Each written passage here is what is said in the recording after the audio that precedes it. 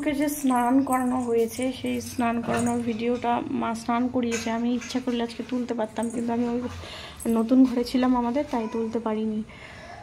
তো যাই হোক, মা স্নান করিয়েছে কীভাবে সেটা শেয়ার করতে পারিনি। আমি যেভাবে স্নান করিয়েছি সেগুলো তোমাদের সাথে শেয়ার করিয়েছি। মা হয়তো আগে স্নান করিয়ে ফেলেছে গোপালকে, তারপরে আমি এসেছি পুরনো ঘরে, তাই জন্য। তো চলো, গুড মর্নিং সবাইকে।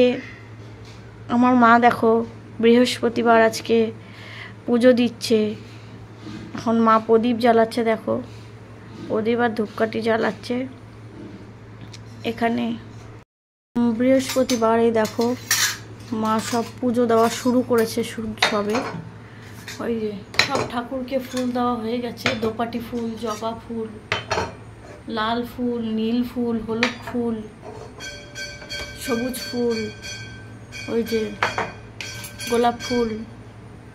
গোপাল ঠাকুর কত রকমের ফুল নিয়েছে, গাঁদা ফুল, হলুদ ফুল, দোপাটি ফুল আর অ্যানাকোন্ডা ফুল, সব আমাদের বাড়ির গাছে।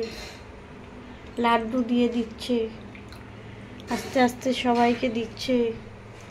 চন্দন, জবা আছে, সব আছে, নীল ফুল, আকন্দ ফুল, দেখো।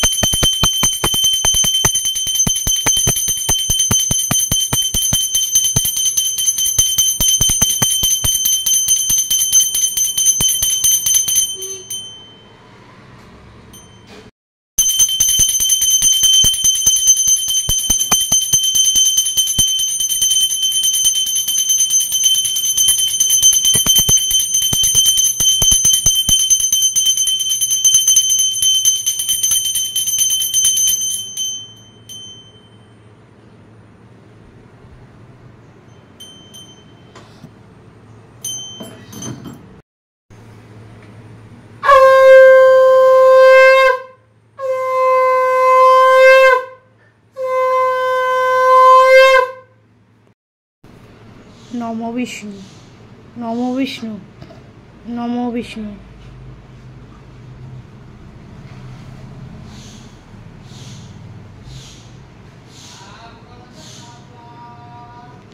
নিয়েছে দেখো কত রকম ফুল দিয়ে, দেখো কত রকম ফুল দিয়ে পুজো দিয়েছে।